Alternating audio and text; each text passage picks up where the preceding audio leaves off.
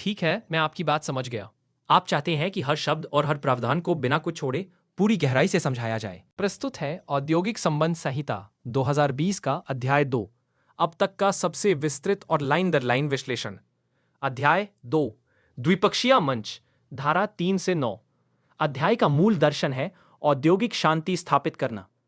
यह इस सिद्धांत पर आधारित है कि विवादों को अदालत या सरकार तक ले जाने से पहले उन्हें प्रतिष्ठान के भीतर ही सुलझा लेना चाहिए। द्विपक्षीय, बाइपार्टाइट का अर्थ है दो पक्षों वाला, यानी केवल नियोक्ता और कर्मचारी, बिना किसी तीसरे पक्ष के हस्तक्षेप के। यह अध्याय दो मुख्य निकायों की स्थापना करता है। एक, कार्य समिति, वर्क्स कमेटी, सामूहिक हितों और सद्भाव के लिए। दो, शिकायत निवारण समिति, जीआरसी, व्यक्तिगत शिकायतों के समाधान के लिए।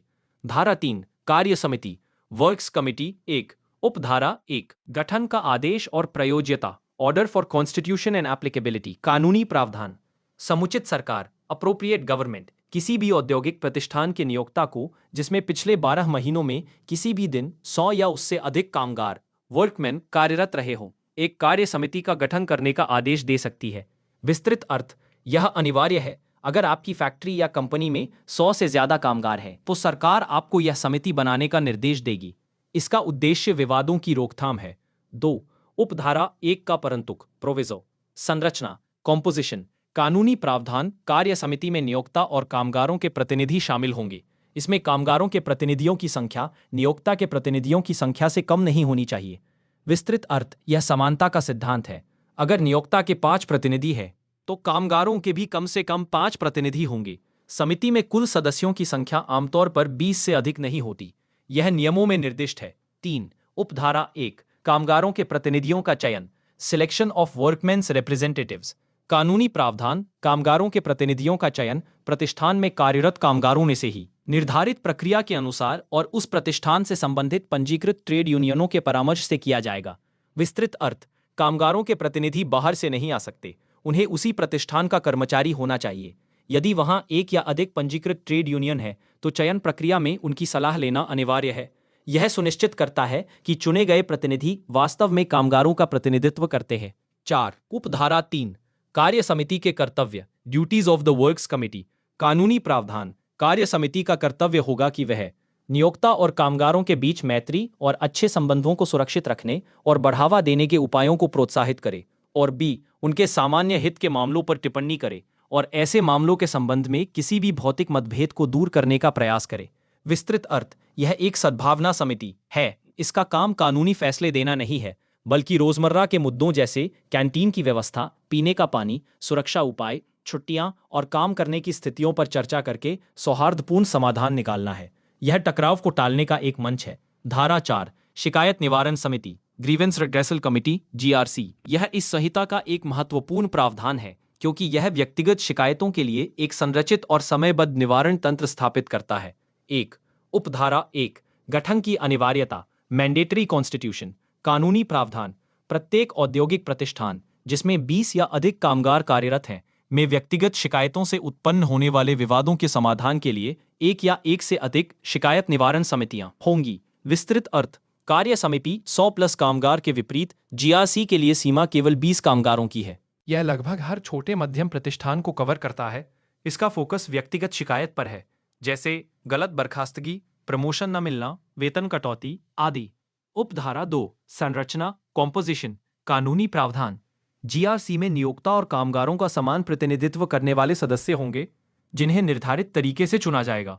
विस्तृत अर्थ, यहां भी समानता का सिद्धांत लागू होता है। जितने सदस्य नियोक्ता की तरफ से, उतने ही कामगारों की तरफ से।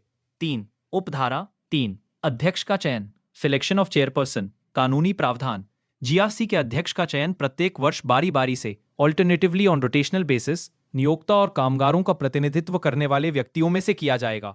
विस्तृत अर्थ, यह एक बहुत महत्वपूर्ण प्रावधान है जो निष्पक्षता सुनिश्चित करता है। एक साल अध्यक्ष नियोक्ता का प्रतिनिधित्व होगा, तो अगले साल कामगारों का प्रतिनिधि। इससे किसी एक पक्ष का दबदबा नहीं रहता। 4, उपधारा, सदस्यों की संख्या और महिला प्रतिनिधित्व, number of members and women's representation. कानूनी प्रावधान, जीआरसी के सदस्यों की कुल संख्या 10 से अधिक नहीं होगी। इसमें महिला कामगारों का पर्याप्त प्रतिनिधित्व होगा और यह प्रतिनिधित्व प्रतिष्ठान में कार्यरत कुल कामगारों में महिला कामगारों के अनुपात से कम नहीं होना चाहिए। विस्तृत अर्थ, समिति को छोटा और प्रभावी रखा गया है। अधिकतम 10 सदस्य। महिला प्रतिनिधित्व अनिवार्य और अनुपात आधारित है। उदाहरण, यदि किसी कंपनी में 40% कामगार महिलाएं हैं तो जीआरसी में भी कम से कम 40% सदस्य महिलाएं होनी चाहिए। 5. उपधारा 5 से 8, शिकायत प्रक्रिया और समय सीमा, ग्रीवेंस प्रोसीजर एंड टाइमलाइन। शिकायत दर्ज करना, कोई भी पीड़ित कामगार विवाद उत्पन्न होने की तारीख से 1 वर्ष के भीतर जीआरसी में शिकायत दर्ज करा सकता है। समय सीमा, समिति को शिकायत प्राप्त होने के 30 दिनों के भीतर अपनी कार्यवाही पूरी करनी होगी। निर्णय, यदि कोई कामगार समिति के निर्णय से असंतुष्ट है तो वह सुलह कॉन्सिलिएशन के लिए आवेदन कर सकता है। नोट, धारा 5 से 9 पुराने आईडी अधिनियम के संदर्भ में थे। इस संहिता में जीआरसी से संबंधित सभी महत्वपूर्ण प्रावधान मुख्य रूप से धारा 4 में ही समेकित कर दिए गए हैं। आपका पिछला विश्लेषण पुराने अधिनियमों के आधार पर था। नए कोड में यह अधिक सुव्यवस्थित है। स्पीकर सीरीज अध्याय 2 का सुपर डिटेल शॉर्टकट। धारा 3, कार्य समिति। कब? 100 कामगार। कौन? नियोक्ता और कामगारों के बराबर प्रतिनिधि। क्यों? सामूहिक सद्भाव, सामान्य हित के मुद्दे जैसे कैंटीन, सुरक्षा। शक्ति केवल सलाहकार, एडवाइजरी।